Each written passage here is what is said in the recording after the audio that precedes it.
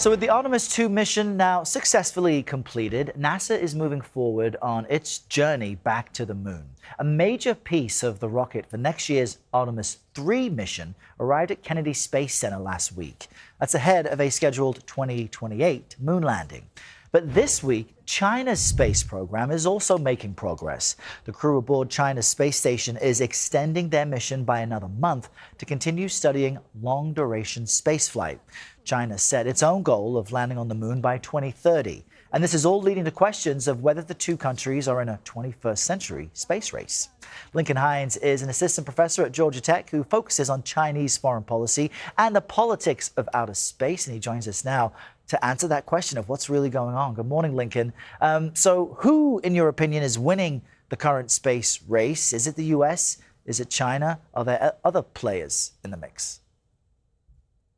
Hi, Errol. Thanks for having me. Well, I think it's important to note that while there is increasing competition between the United States and China in the space domain, we always have to be cautious about some of the analogies. For example, the space race analogy of the Cold War, the stakes are fundamentally different this time around. First of all, ideology is far less important than it used to be in the current space race. And the audiences are also different. China cares about the international community, but its primary audience is domestic, as the Chinese Communist Party is trying to demonstrate its competence and nationalist credentials to its public. And it's also important to note that, there are potential economic opportunities. Now, while some of these are hypothetical, some believe that there might be economic resources on the moon that might be valuable. So where do the two countries stand right now? Well, currently, China is planning to send its taikonauts, or its version of astronauts, to the moon by 2030, and NASA is trying to do this by 2027. NASA has had several important delays with the Artemis program, though its most recent mission has demonstrated that it is making significant progress. So if we simply look at the space competition in terms of who is going to the moon, right now it appears the U.S. holds a slight edge. However, it's important to note that the space competition is much bigger than just the moon, and it's multifaceted, and there are areas where China has some advantages over the U.S. and other areas where the United States has advantages. We're all still in the U.S.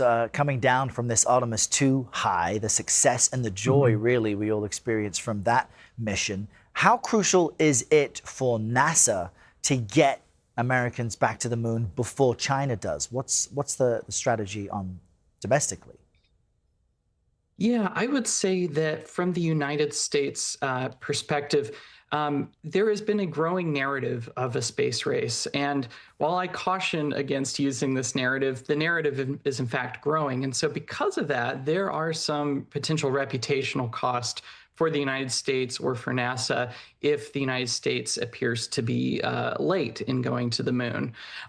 So, for NASA, it's important in part to justify its broader goals and objectives in scientific exploration, to be able to demonstrate that it is still the leader in the space domain. I would also say that some believe that if the moon does prove to have resources that we can economically and efficiently use, that can be profitable, some believe that whoever gets there first will have an important strategic advantage over their competitors. But it's important to stress the potential economic uses of lunar space still remain hypothetical at this point. Yeah, could be something up there, could be nothing. Lincoln Hines, we appreciate you navigating through some of the big questions. Thanks for joining us today.